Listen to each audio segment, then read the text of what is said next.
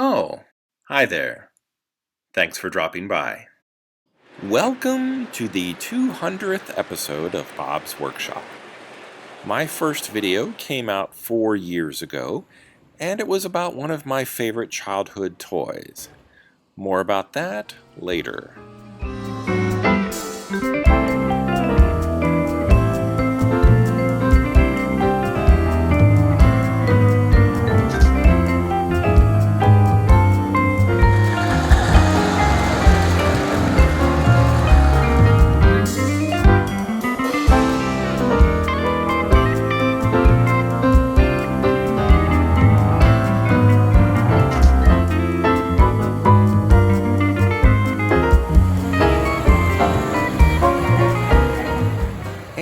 It just so happens that this anniversary video coincides with a train show that I attended last weekend.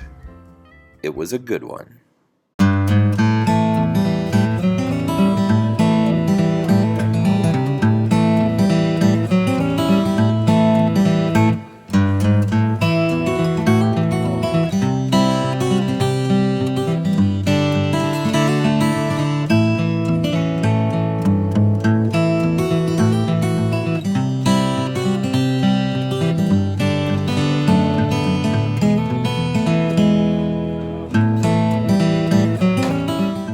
It's hard to go to a swap meet if you're looking for one particular something.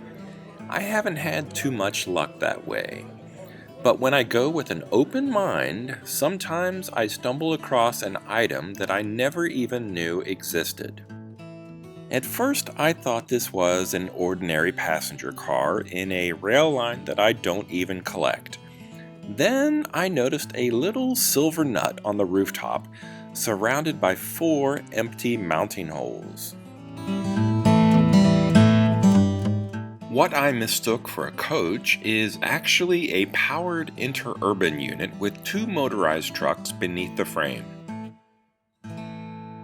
There should be a pantograph mounted to the roof, but it's missing, and the roof itself has just minor damage to the black paint.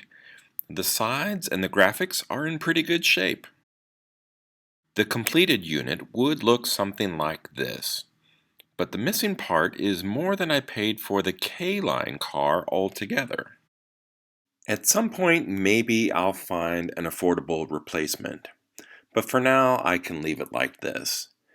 The seller told me that it runs fine, and I believed him. He sold me a really nice Williams Genesis diesel a few months ago, and it also worked perfectly as advertised. It's a small detail, but one that I really like, and that's how the lights near the cab go from green to red based on the direction. I think that's pretty cool.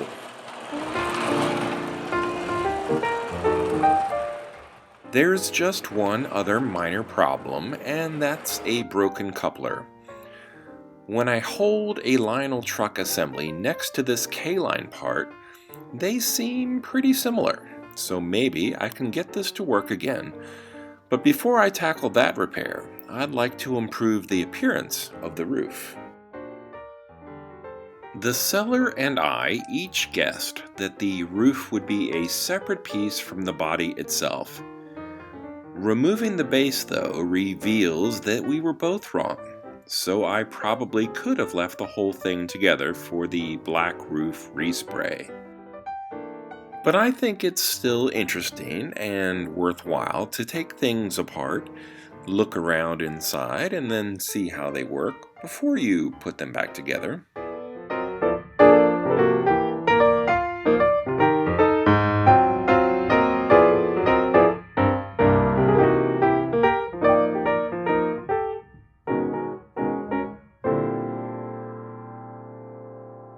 The roof has just a few chips and one decent-sized scuff that need to be sanded and feathered into the surrounding areas. I used 400 grit to start with and then finished up with a very fine 1000 grit paper. This way, it's unlikely that any sanding marks will show through the new paint.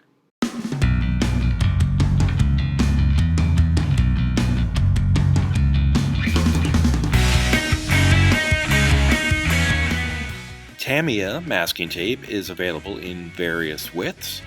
The tape itself is pretty thin and fairly flexible, so it's good for conforming to irregular surfaces. I didn't want any tape at all to come in contact with the metallic lettering, so I used notebook paper to protect those graphics. More notebook paper and blue painter's tape will protect the rest of the shell from overspray. In previous videos, some viewers have left comments about Rust-Oleum spray paints being too thick, but I think one exception may be their color known as Canyon Black in a satin finish. It seems to have better coverage in thinner coats with less of a pebbled texture when dry. It's also a near perfect match for the roof color that companies like K-Line and Lionel used on many of their diesels and passenger cars. The Tamiya tape is great at preventing the new paint from seeping through. The resulting line is usually pretty clean and crisp.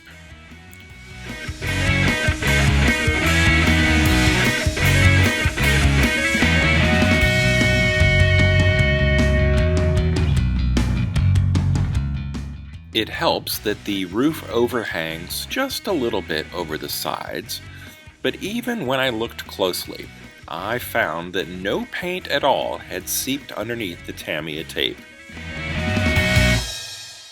Side by side, next to another K-Line passenger car that has original paint, it's hard to tell the difference between the two. I think the Rust-Oleum Canyon Black satin spray paint is a really good match for these O-scale cars.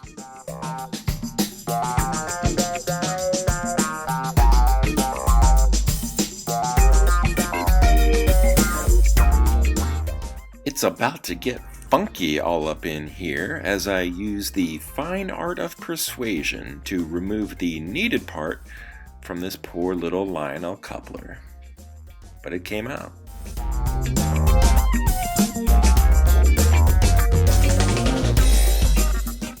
By some miracle, the K-Line pin was still in place, and when combined with the Lionel part, it all goes back together somehow, and even the uncoupling function works.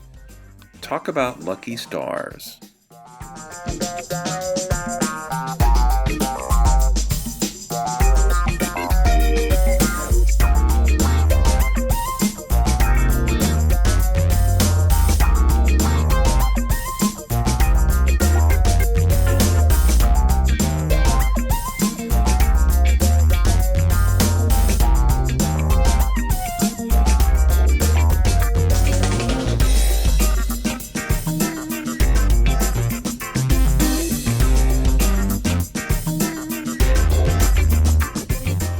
The roof looks like new, the coupler is fixed, and while it's still missing the pantograph, I can say, with a satisfied smile on my face, that this one, my friend, is done.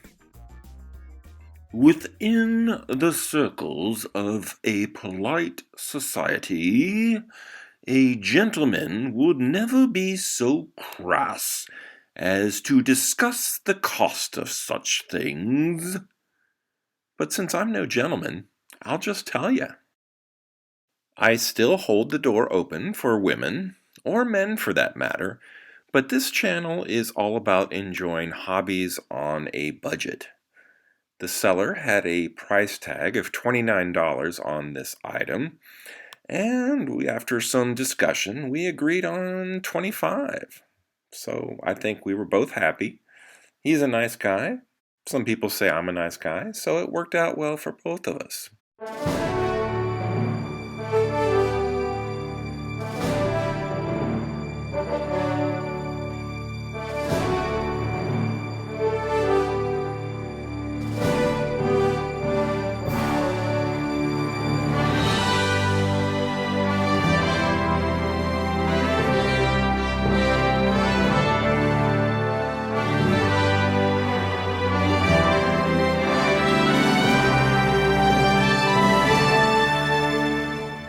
is something that I never expected to find at a train show.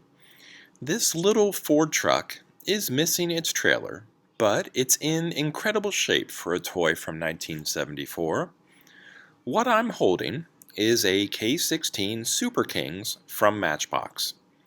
It's not quite O scale, definitely not 1/43rd scale, but as a kid, these and other king-size cars from Matchbox were always used with the layouts that I'd set up on the basement carpet.